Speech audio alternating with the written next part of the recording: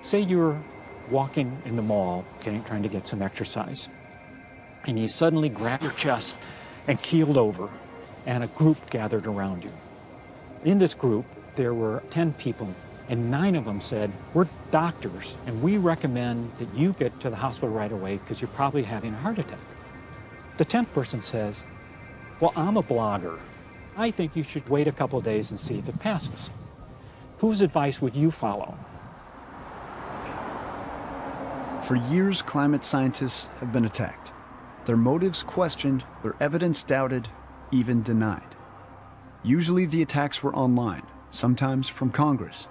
But now they've reached a new height with the presidency of Donald Trump, where key positions in his administration have been filled with climate skeptics, and facts seem to have lost their meaning.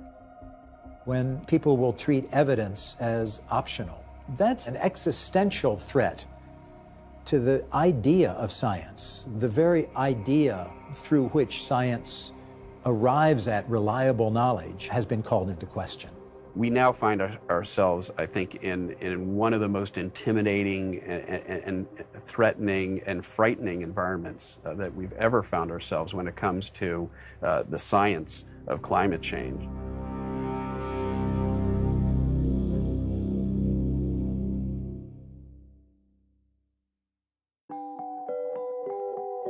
When you started your career in science, did you ever think that something like global temperature, global climate would be controversial? No, I didn't. And it still somewhat floors me that why is this controversial?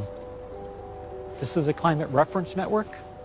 Before he retired about a year and a half ago, Thomas Peterson spent his career studying the climate, primarily for NOAA, the National Oceanic Atmospheric Administration. The 3 white tubes, those are temperature sensors. That little cone there is pointing up towards the GOES satellite, the geostationary satellite that NOAA has in orbit. It's relaying the data up there. Data then get transmitted from GOES back down to Earth, sent to the National Centers for Environmental Information, which puts it online right away. So when it comes to taking the pulse of the Earth and really getting a measure of how it's changing, you need something like this. We can see that in the bloom dates of plants that's blooming early. You can see that in Arctic sea ice decreasing. You can see it all over the place, glaciers melting. You'd know that the climate is changing, even if we didn't have these sensors. But this allows us to measure it and understand the issues going on with that and how it's impacting other things. We came to talk to Dr. Peterson about a study he and his former colleagues at NOAA published in 2015, one that bizarrely landed them at the center of controversy. What can you tell me about the 2015 study? So, to explain this, it really is a step back first. For a few years, data seemed to indicate that land and sea temperatures weren't rising. But then NOAA scientists began to analyze new data, especially for ocean temperatures, as well as refining older measurements. So what happened was, we got these 2 pieces coming together, and then we combined them. The results were that the climate is still warming and has been warming during this time when people said there was a global warming pause. Their findings have been confirmed by other institutions since then. You can't argue with the science. The science is solid. So instead, you attack the messenger. As soon as it was released, the study was attacked, especially online. Dr. Peterson wasn't too surprised. He's gotten used to online critics over the years. One of the things one blogger did a year or 2 ago was to take photographs, aerial photographs of houses of half dozen or more climate scientists. What are people after when they're targeting you? I don't know what they're after. They're just against, you know? It's kind of the view that we must be doing something bad because we're showing that the planet is warming and we're quantifying how the planet is warming, and they disagree with that. But the 2015 study was different. Congress decided to investigate, issuing subpoenas for the study, alleging the scientists had manipulated data and rushed it to print for the UN Climate Change Conference in Paris. They were sure that this article was a trick or a fraud or part of a conspiracy. Rush Holt is the head of the American Association for the Advancement of Science, who who published the study in their academic journal, Science magazine. How do you respond to the allegations that this science was rushed to publication? It actually took longer to review and put through peer review and editorial process than usual. And it was partly because it was recognized that this was setting straight some earlier questions. Politicians for generations have been selective in the facts they want to talk about. What's different now is that ideological assertion seems to be crowding out evidence. Suddenly, as a scientist on the front lines of the science, you find yourself in a completely different world for which you were not trained, where you are vilified personally. For climate scientist Michael Mann, the attacks on the NOAA study seem to fit a familiar pattern. The 2015 NOAA study, there are subpoenas for emails. There is a so-called investigation. Does that sound familiar to you? Oh, it does. I mean, these sorts of witch hunts have been going on for some time. I was attacked more than a decade ago for this iconic hockey stick curve that my co-authors and I published.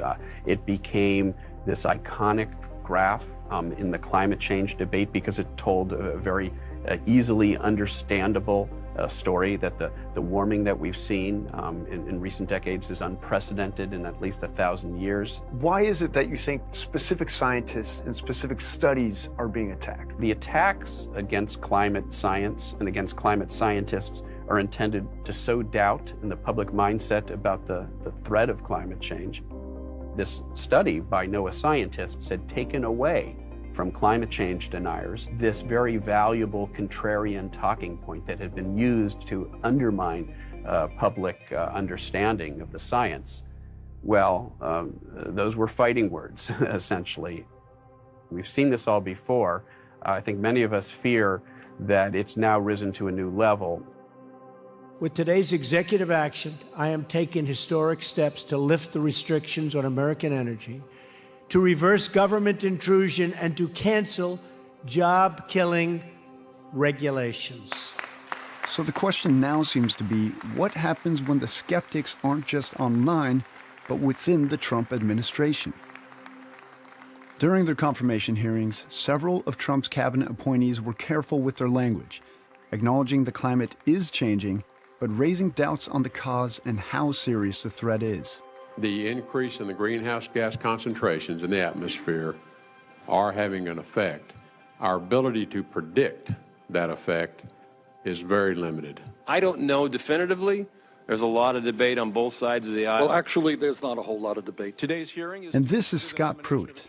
Before taking over as head of the Environmental Protection Agency, he'd sued the agency over a dozen times. I believe the ability to measure with precision the degree of human activity's impact on the climate is subject to more debate on whether the climate is changing or whether human activity contributes to it. There is this disconnect at some level with where we find ourselves in, as far as the political environment is concerned, where we have to bring our emissions down dramatically if we're going to avert catastrophic climate change. And the fact that the problem seems to be getting worse before our eyes. We've now elected a climate change denying president who has staffed his administration with fossil fuel industry climate change deniers. So what does it mean when skepticism becomes official White House policy? There's a bill moving through Congress that might answer that question. So this here is the Honest Act. It's amazing. This is such a small piece of legislation that the House Science Committee is going to be discussing today, but it could have a really serious impact on the way the EPA works. The Honest Act is being introduced by Lamar Smith, Republican chairman of the House Science Committee. Before he became chairman, the committee issued one subpoena in its history. Since Smith became chairman, he's issued 25 and counting, including the subpoenas for the 2015 NOAA study. H.R. 1430 is a short 4-page common sense bill that simply requires the Environmental Protection Agency to base its regulations on science that is publicly available, not secret. The days of trust me science are over. For groups trying to protect science in policy, the Trump administration and new Congress have placed them on the defense every day. This last month, have you guys been pretty busy? Yeah, we've been wildly busy because it's something new every day coming out of the administration and Congress. There's a pretty broad-scale attack on regulations as a mode of public policy, and in particular on science-based regulations. Federal regulation should be based only upon data that is available for every American to see and can be subjected to independent review. That's the scientific method. On the face of it, the HONEST Act, which used to be called the Secret Science Reform Act, sounds good. It says that all the data used in studies the EPA bases any regulations on has to be made accessible to the public.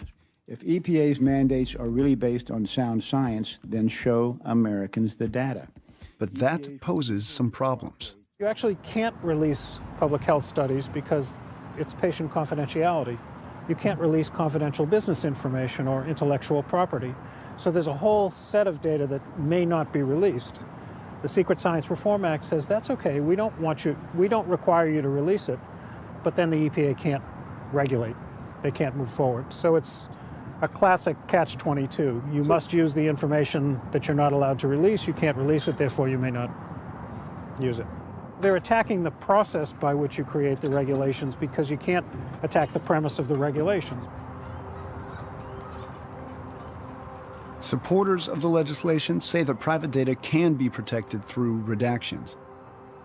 But the HONEST Act is being introduced at the same time that Trump is proposing to cut the EPA's budget by 1/3. So it's unclear if the agency would be able to comply. So what will this mean for the agency? On the one hand, there's very dramatic cuts to the research and science capacity of the agency that are being proposed. On the other hand, there are more burdens being imposed on the agency. So what's really the goal here? Is the goal to protect public health, or is it really to stymie the regulatory process? Dr. Burke is also concerned that the bill says studies used for regulations have to be reproducible, something that's challenging for public health studies that take place over many years. Knowing what you know from the first study, is it even ethical to conduct another study? Most of what we know and the milestones that we've passed in improving air quality, because we did epidemiology studies that show, yep, air quality really impacts cardiovascular health, really impacts mortality, and really impacts respiratory health. Do we have to duplicate that before we take action? It's almost anti-public health. This all could seem a bit abstract, but for Mustafa Ali, what's at stake is clear. He worked at the EPA's Office of Environmental Justice for 24 years, in both Democratic and Republican administrations, serving the country's most vulnerable communities. For years, the communities that I work with have always been struggling to be able to validate the impacts that were happening in those communities. The information that the scientists bring to the process of really helping folks to have an understanding of the impacts that are happening and could happen is super critical. He left the agency shortly after Scott Pruitt took over. Talk me through your last few weeks at the EPA. Unfortunately, there seemed to be a lot of movement that was going in the backwards direction instead of the forward direction, and one that was going to be more protective of the health of folks in our country, and actually moving in a direction where more folks would probably end up getting sick. It's not like we no longer have any public health threats. There are many public health threats out there that haven't been dealt with, particularly for vulnerable communities. And the only way you can really identify threats is to put information together, including, but not limited to, scientific information. Regulatory decisions are about the public interest. And if you don't do that on a science and technical basis, then you're basically just doing on a wholly political basis. Mr. Weber. Aye. Mr. Weber votes aye. Mr. Knight. Aye. Mr. Knight votes aye. Mr. Byer. No. Mr. Byer votes nay. Mr. Chairman, 17 members vote aye, 12 members vote nay. Okay, the ayes have it, and the bill is ordered reported favorably. The Honest Act was approved on March 9th by the Science Committee. A few weeks later, it was passed in the House. Well, if you weaken regulations, if you cut the budget, you're making a choice. And the choice that you're making is for there to be less protections for the American people. And you're also sending a message about how you value their communities, their lives, and their future. We made repeated requests for an interview with Chairman Smith, but his office declined. Budget cuts. So we tried to speak with him after the hearing. Between this legislation and the proposed budget cuts at the EPA, are you concerned that the EPA will not be able to do its job? I'm waiting to see what the budget is. Well, you could argue that it's not looking good. Are you concerned? They're here to help protect Americans. If the Honest Act makes it through the Senate, it's almost certain it will be signed into law by President Trump. Science has become the target of folks who really perhaps don't like the regulatory policies. EPA science is perhaps the most transparent and the most rigorous done in this country. I know folks may not always like the answer, but if you look at it, when the answer agrees with a stakeholder, boy, they like that science. But if perhaps it has implications that might indicate a problem, either with their manufacturing or their line of work, then you see the attacks on science.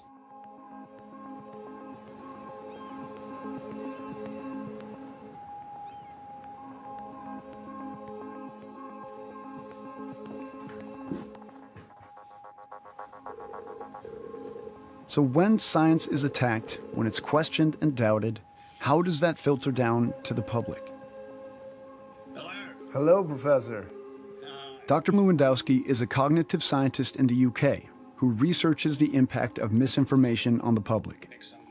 We gave him a call to try to understand how people interpret skepticism and attacks on science. Well, who wants climate change? No one. I don't want climate change. I don't know a single climate scientist who wants that to be the case. It is such a big problem. And that means all of us, to some extent, are motivated to be swayed by contrary evidence. And then, you know, any attack against scientists will kind of play into that, and people will say, oh, great, I don't have to worry about this. And it gives you an escape. So when people attack science, how do you see that play out? Well, interestingly, it's always done by the same rule book. We know that introducing doubt by disparaging scientists or by pretending that there is a scientific debate, all that is very effective in delaying policy action. It's only once the public is convinced that scientists agree that then you get the momentum that is needed to pass regulations.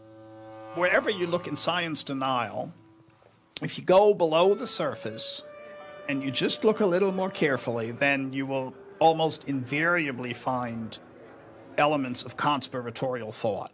So the scientists are conspiring to create this hoax, and they're manipulating the data, and they're making stuff up, et cetera, et cetera. So even when some of these accusations are false, does that still stick around in the memory of the public? Once people have formed a belief, or once people have encoded information into memory, it becomes extremely difficult to dislodge. Once information is out there, even if people might know that it is false, they continue to rely on it. Everything that you've just said is 100% true. We've come to the Heartland Institute's annual conference on climate change. Here, attendees are excited about what lies ahead with the Trump administration. Someone told me right after the election, a reporter said, well, you really got lucky with Trump, didn't you? I don't think we got lucky. I think a lot of people did a lot of work, many of you very selflessly for a long time, and now we have a chance to undo some of the damage that has been done. In a way, the ideas here could be seen as the new normal for U.S. environmental policy. That's Myron Ebell. He was the head of Trump's transition team for the EPA. President Trump committed during the campaign to reopen the endangerment finding. That's the EPA's rule stating that CO2 is a threat to human health and safety, obligating it to regulate greenhouse gases. The problem right now is that there is pushback from a lot of lawyers. Scott Pruitt is a lawyer. Lawyers are not here to tell you you can't do things. Lawyers are here to tell you how to do the things you want to do legally. I get particularly upset when I hear the term climate scientist. What is that? And this is Steve Malloy, another member of the Trump transition team. He's also known for his previous work for both the tobacco and coal industries. Hypothesis? There's no science going on in NOAA or NASA or EPA. There's no such thing as climate science, because this is what it is to them, right? All they do is make predictions that go out to the year 2100, and we're supposed to, change our lifestyle, reduce our standard of living, completely change our political system for this. It's crazy. I think government needs to get out of science. I think government has perverted science, and I appreciate that. This is a problem of secret data. Now, this has been mostly a problem at EPA. And there's Lamar Smith, the House Science Chairman, celebrating the Honest Act. What the bill basically says is that none of these regulations can go into effect unless the data has been made publicly available. That is a huge disincentive to pass regulations at all, much less bad regulations. Ladies and gentlemen, please welcome Will Happer. That's William Happer, a physics professor at Princeton and formerly with the George C. Marshall Institute, a free market think tank known for its ties to the fossil fuel industry. He now leads the CO2 Coalition, which believes that more CO2 is actually better for the planet, which is directly the opposite of the scientific consensus. The levels that carbon is right now, the CO2 levels in the atmosphere, does that concern you when you look back historically at the same levels? It's too low. It's too low. It should be 3 or 4 times what it is now. Have you ever wondered, what if you're wrong on this? Yeah, of course. And you're willing to take that risk when almost every climate scientist agrees that the level of CO2 we're emitting right now could be disastrous? They're simply wrong. Climate is driven by political imperatives. They're trying to drive climate science with political imperatives. It means... Who's they? They is governments who want lots of control. If you can control energy, that's hard to beat in terms of sort of master control knob. Climate will continue to change whether CO2 levels increase or not. Donald Trump met with Dr. Happer in January to consider him as the potential White House science advisor. There's a poor Shanghai resident there with a mask on, but none of this is CO2. At the time this report went to air, Trump had begun the rollback of Obama's clean power plant rules. So what's the next step?